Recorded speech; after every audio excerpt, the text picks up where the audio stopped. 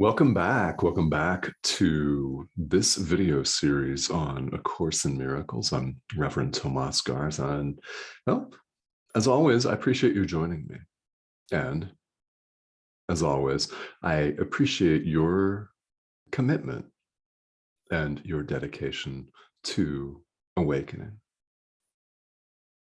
Because of all the things that we can spend time on here in this world, what else really is there? So anyway, thank you. I appreciate this. Let's jump right into lesson 345 here in the workbook, which is a continuation, not surprisingly, of lesson 344, which is a continuation, not surprisingly, of lesson 343, and backward, only there's no backward and no forward. That's only right here, right now. So you do get what I'm saying. If you're new to this workbook, stay tuned for this entire video, because I'll say some things that are very appropriate, poignant, and directly relevant to your path, no matter what form or forms that may take. It's directly relevant.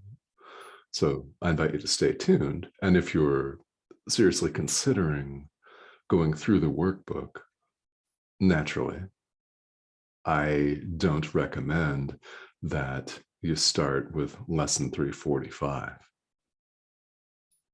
Start with lesson 1. Just saying. That sounds super obvious, doesn't it?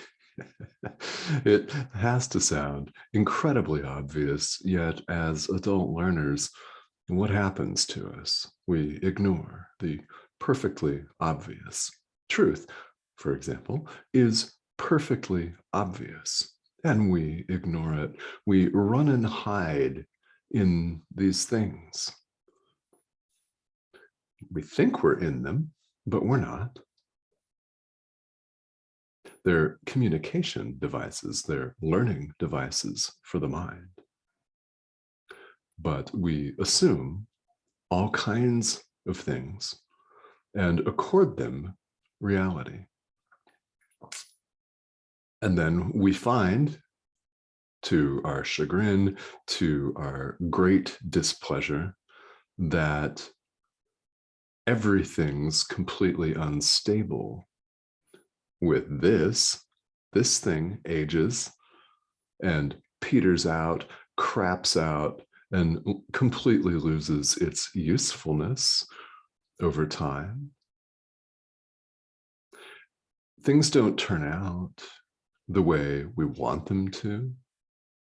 And we discover that we spend almost all of our time on the past or the future, neither of which exists.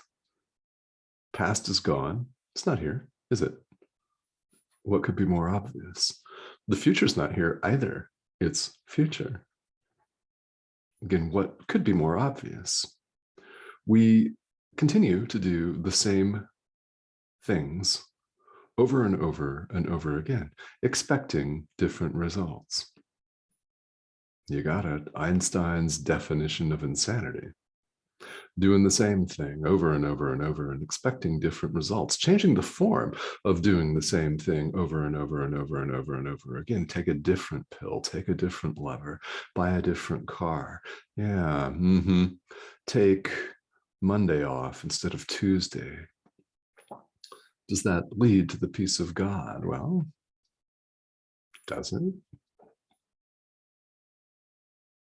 Spirituality is incredibly simple. Truth is obvious. We simply choose to ignore it. Now, my question to you is, have you had enough of that? Are you done ignoring it? Anyone that engages in any form of spiritual practice at all is done with it. on some level. This is the desire to seek, right? It is the urge that each and every one of us feels at one time or another. And for you, it may be constant, which is good, by the way. It's the urge to awaken. It is this sensation that there has to be more to it than this. There's got to be more to it than simply showing up in the world, checking our email, paying bills, eating, sleeping, defecating, urinating, watching Netflix, making some cash, and then dropping dead. There's got to be more to it than that. We all feel it because we all know it. And there is something else. You have only to choose it. So I invite you to make that choice. And perhaps today is the day where you do that. And if you do, good. See, we can't go back once we have started on the path, can we? Because it's not satisfying to us. Once we begin to have some glimpses of the peace of God, once we begin to feel more loving, more forgiving, more radiant, boundless, all of that, once we begin to step into and allow the truth of who we are, we can't go back, can we? Because it's no longer satisfying to return to the couch, as it were. Now, we can delay, but once we've set on the path, it's really like a runaway train. We can simply delay things, and we could do that for decades or an entire lifetime, if we so choose. And that's really the point of all of this. If we so choose.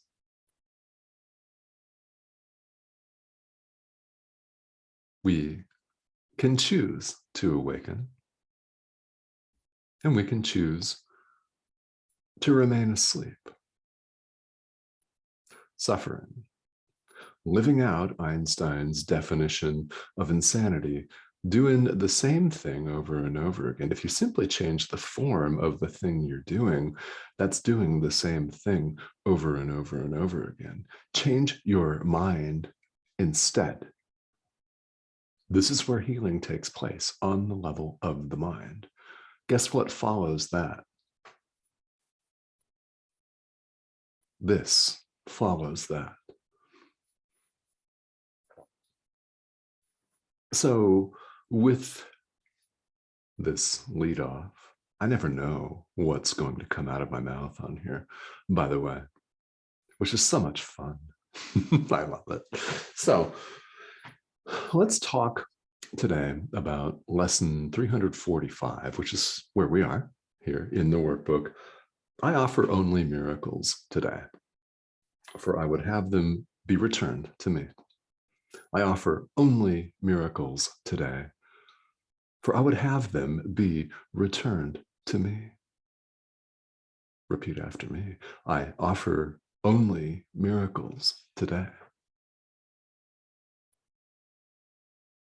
We saw in the last video that what we give to someone else, we really give to ourselves. Both yesterday's and today's ideas reflect what the Course calls the law of love.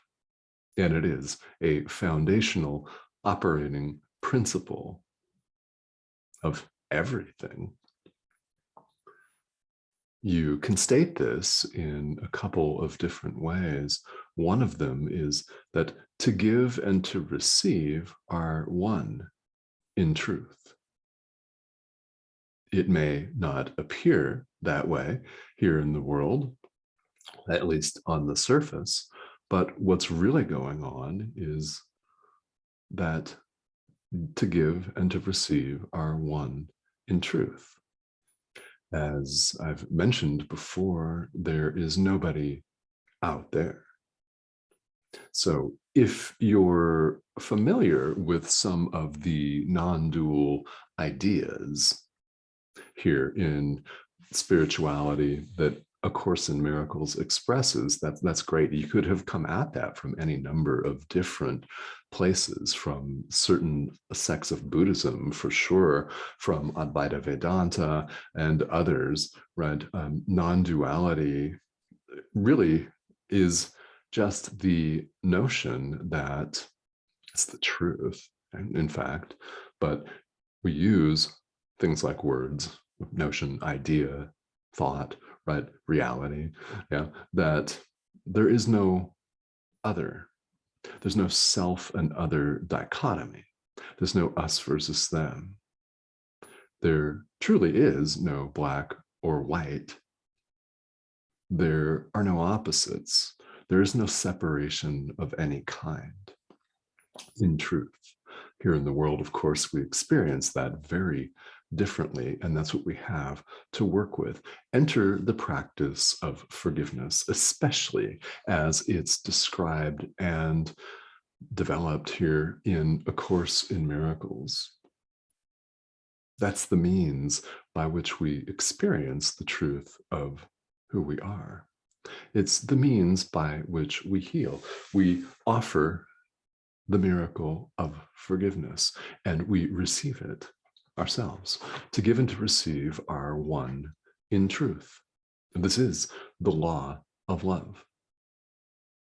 Giving and receiving are exactly the same. The world doesn't see it that way, quite naturally, right? In business negotiations, we have lots of compromises. In politics, we have a lot of compromises. Hell, we've got a lot of compromises in intimate relationship in this world, don't we?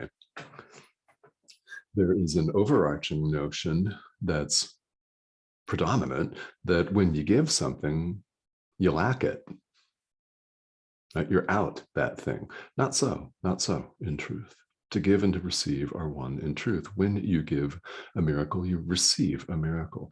It's only strengthened by your giving away. And that is how you know that you have it. This is how you know you are the Son of God. This is how you come to know and experience, direct experience, your own perfection. Now, this is not your own perfection, no matter how intricate or beautiful it may be. That is not what we're talking about.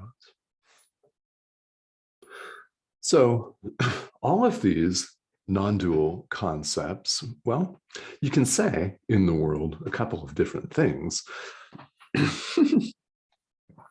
One of them is that it's not for everybody. But of course it is for everybody, because it describes everyone and everything. Yet here in the world of relative truth, as opposed to absolute truth, which truth simply is, God is, yeah.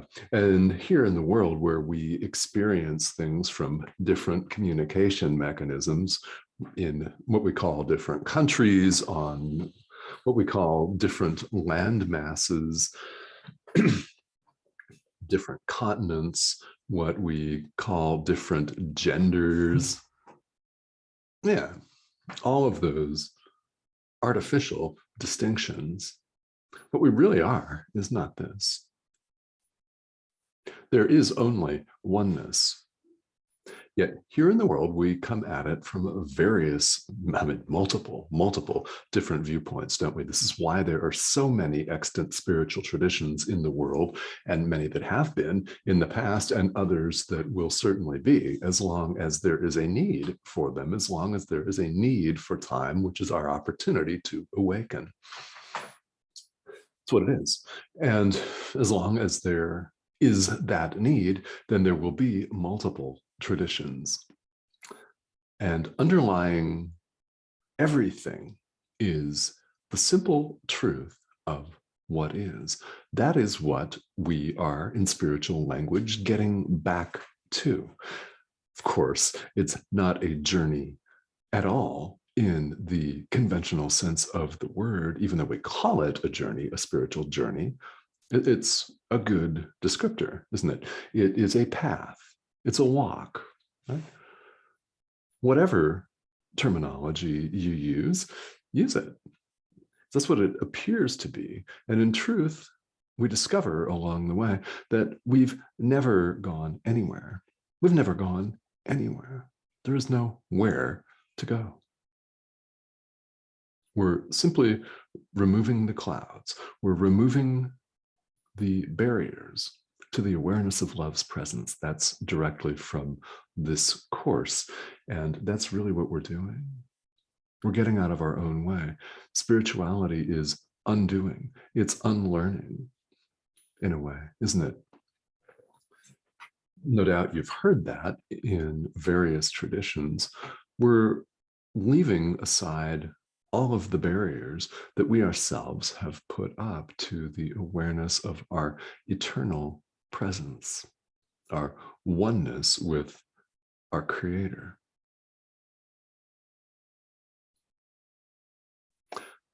See, love, God, love, same. You, love, same, same. Love can only extend itself. Love doesn't extend hatred, does it? It doesn't extend separation. It joins. It expresses the truth that we're all joined. When you hear people saying we're all one, it's not just some stoned reggae performer. It's not some hippie's pipe dream. It's a statement of truth. So the more that you can experience this for yourself, the more that you realize that what I am saying will make sense. What any spiritual teacher is saying will make sense, but it's up to you to walk the walk. Somebody else can't become awakened for you. Yes, when one person does, everyone benefits, but you've got to make the choice in the present moment of love over fear. And having made that choice right now, in the present moment, you have another moment to make that choice again right now. And you have help along the way. Isn't that wonderful? Right? You don't have to know all of the outcomes to everything. Ask your guide or guides, your inner teacher. If you have a human teacher, ask your human teacher for help. If you are confused or struggling about something, ask for help. That's what prayer is. That's what a consultation is. If you have a human teacher, that's what devotionals are. That's what a walk in the woods may be for you, a walk on the beach, a hot bath. Could be anything. Could be sleeping in on a Saturday, an extra cup of coffee or tea, whatever that looks like for you. If you are confused, it's natural on the path. We've all gotten incredibly confused. And we continue to turn as we keep turning to spiritual practice. We're really turning inward. It's ourself that's speaking to ourselves. The person that you're watching on YouTube is not a separate person.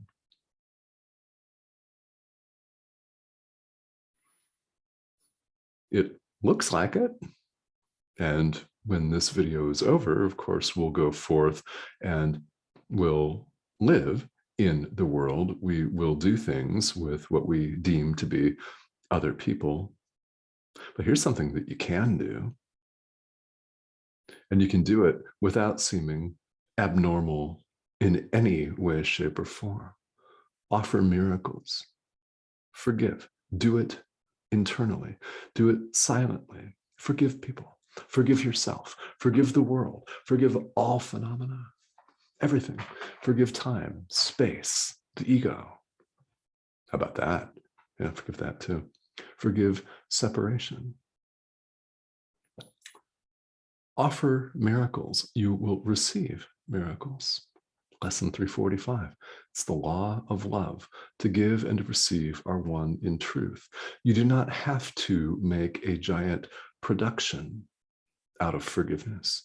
A miracle is accessible to all people. You don't have to be the Dalai Lama. You don't have to be a shaman. You don't.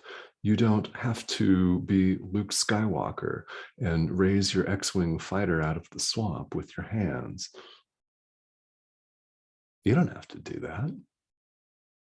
A miracle is accessible to you right here, right now. So my invitation to you is to give them. You'll receive them immediately.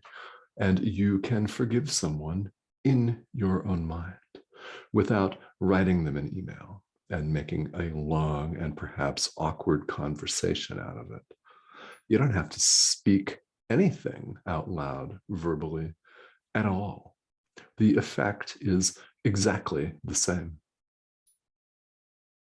It's far-reaching and it's beautiful. So I invite you to work miracles today. That's what I'll be doing. Invite you, please, to join me, and we will see you again here next time as we continue to go through the latter lessons here in the workbook. All right, guys, thank you for joining me.